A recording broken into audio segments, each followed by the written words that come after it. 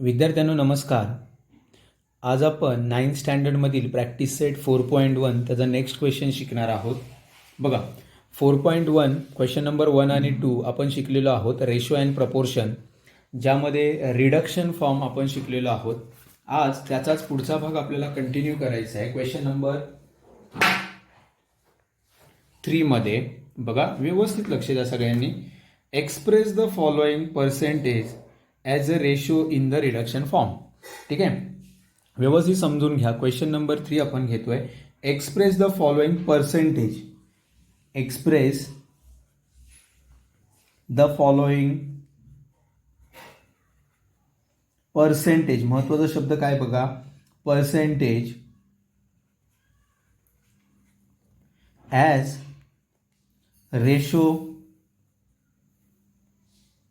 ratios in the reduced form.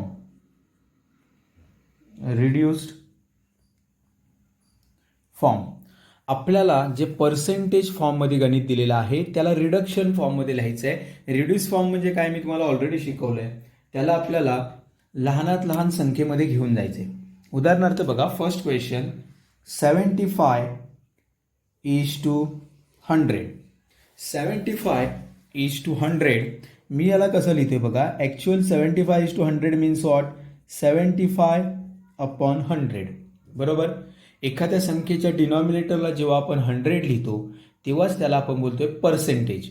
75/100 बघा, 75/100 याचा actual अर्थ काय आहे तर 75%. बरोबर. मग आता 75/100 याला मला रिडक्शन फॉर्ममध्ये लिहायचं आहे. मी काय करणार सांगा, तर 75 आणि 100 या दोघांनाही डिवाइड होईल, भाग जाईल अशी संख्या शोधणार. मग मला असं लक्षात येते की 25च्या पाड्यामध्ये 25 3 75 असं उत्तर मला मिळतं आहे. आणि 25च्याच पाड्यामध्ये 100 सुद्धा आहेत. 25 4 100. 25 3 75, 25 3 75, 25 चौक 100, 25 1 25 कट होईल आणि आपला आन्सर येईल 3/4. That is 3:4. ओके. हे गणित कळालंय तुम्हाला. ओके. आता एखाद्या मुलाला समजा 25चा पाडा येत नाहीये तर त्याने या दोन्ही संख्यांना 5-5ने डिवाइड करत गेला तरीही चालेल. ओके, कारण शेवटचा अंक 5 आणि 0 आहे, 0 आहे, 5ने डिवाइड होईल.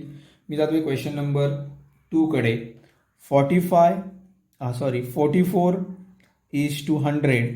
That means 44/100. 44/100 म्हणजेच 44%. आता 44/100. आता मी असा विचार करतोय की दोन्ही संख्यांना डिवाइड होईल अशी संख्या कुठली आहे, तर माझ्या लक्षात येते या दोन्ही संख्यांना भाग जाईल अशी एक संख्या म्हणजे 2 आहे, 4 आहे. ठीक आहे, मी दोघांनाही डिवाइड करणार आहे 4ने.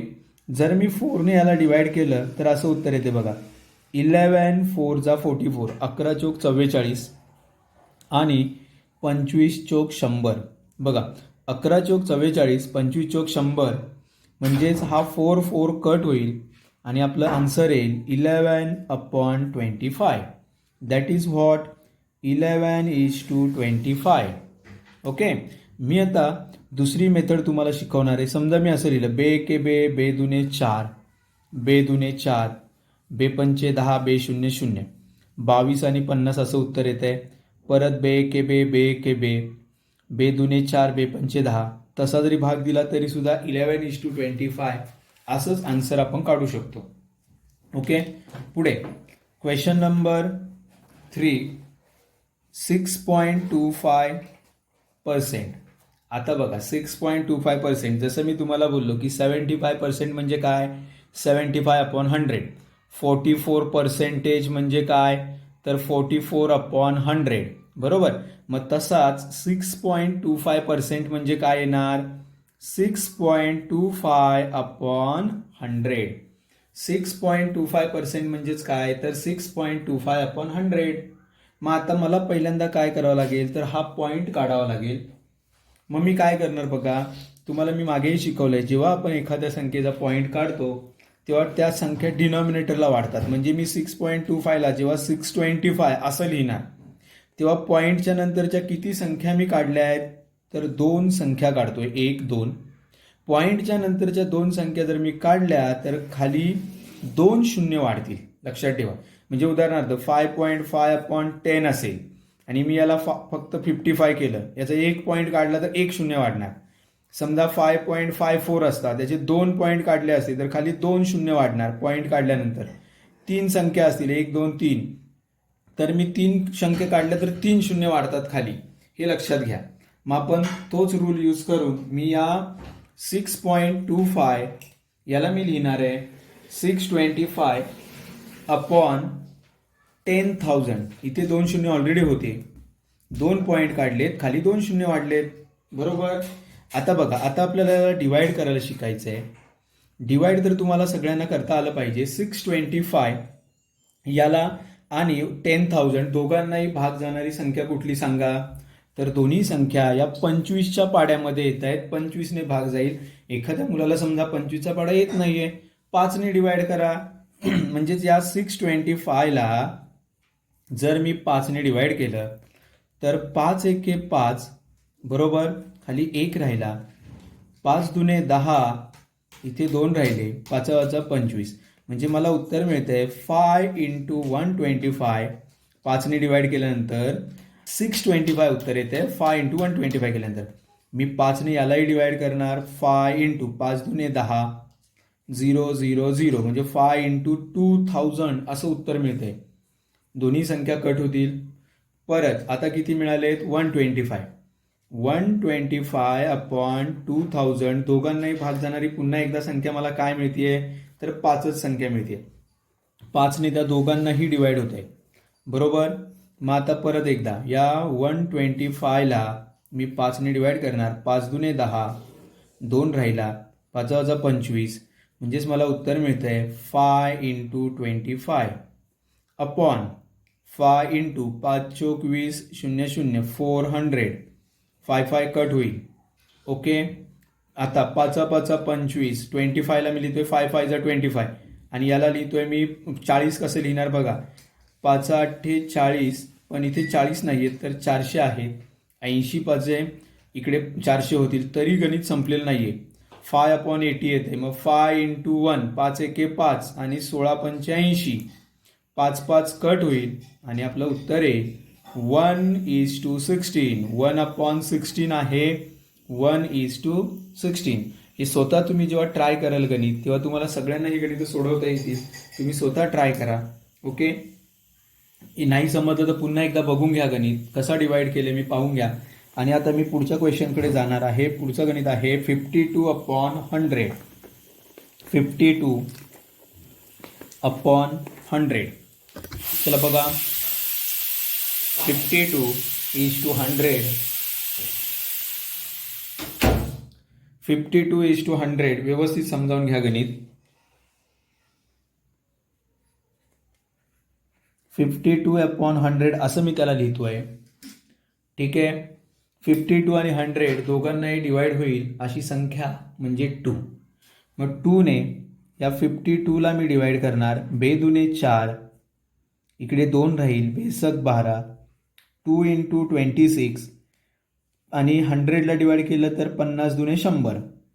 2 2 कट होईल, 13 दुने 26, बरोबर, आणि 25 दुने 50. 2 2 कट झाला.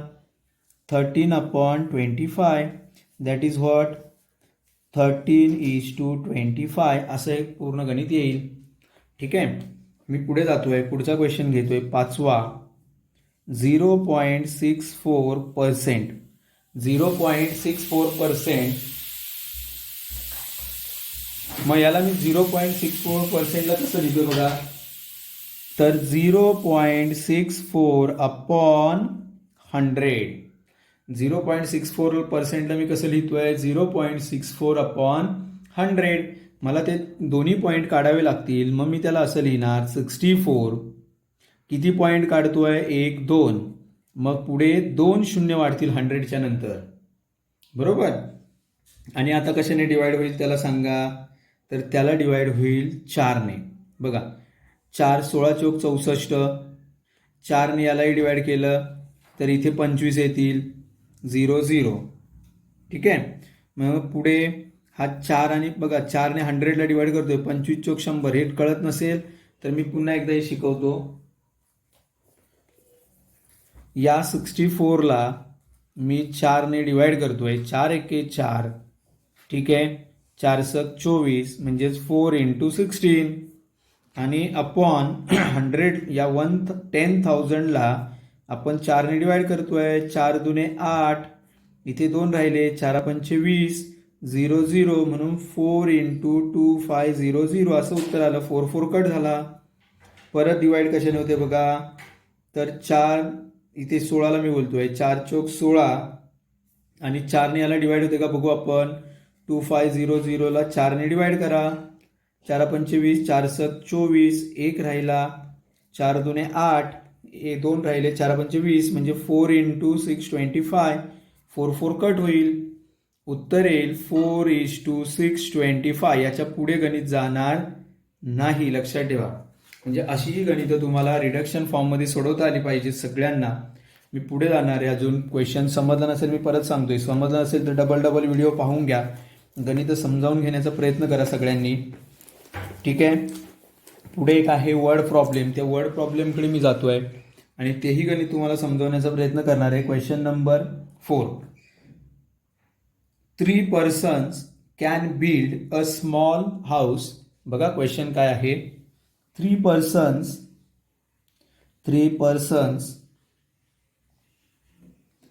can build a small house in 8 days. बघा, एक छोटंसं घर बांधण्यासाठी 3 लोकांना 8 दिवस लागतात. To build the same house,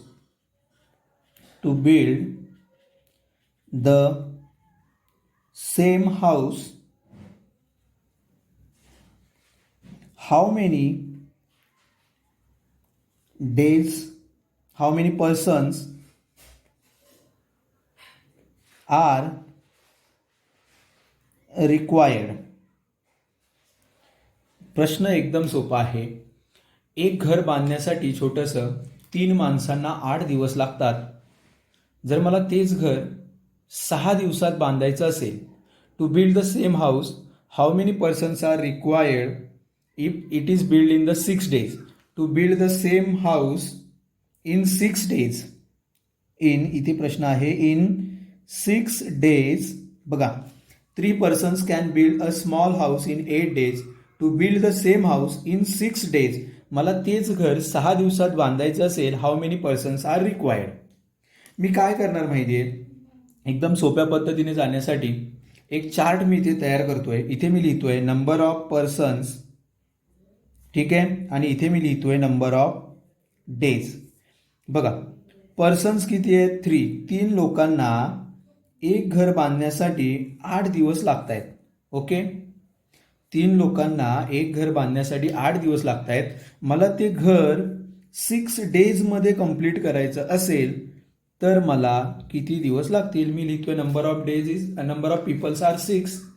okay, मग आता बघा, इथे एक गोष्ट माझ्या अशी लक्षात येते, if number of days are reduce, जर दिवसांची संख्या मी कमी केली तर मला माणसांची संख्या वाढवावी लागेल. इथे लक्षात घ्या, मला 8 दिवसात म्हणजे 3 लोकांना 8 दिवस लागत आहेत. जर मला 6 दिवसात एक घर बांधायचं असेल तर ही जी माणसांची संख्या आहे ती मला वाढवावी लागणार आहे. याचा अर्थ इथे इनव्हर्स व्हेरिएशन आहे, बरोबर.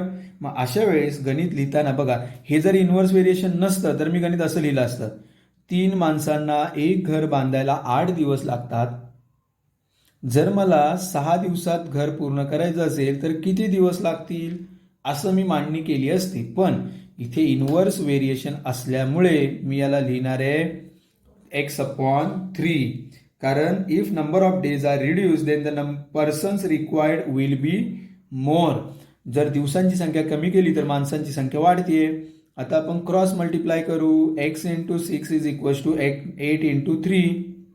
8 3 जा 24 आणि x × 6 आहे, 6 मल्टिप्लाय तिकडे गेल्यावर डिवाइड होईल. म्हणजे 6 × 24 म्हणजेच आपल्याला 4 दिवस लागतील ते घर, 4 माणसं लागतील जर आपल्याला 6 दिवसात ते घर पूर्ण करायचं असेल तर. Therefore to build same house, to build the same house in 6 days 4 persons are required. Okay, म्हणजे तुम्हाला आता हे गणित कळालेलं असेल. ओके, सगळ्यांनी गणित वहीमध्ये लिहून काढायची आहेत. आता आपण स्टॉप करू. थँक्यू.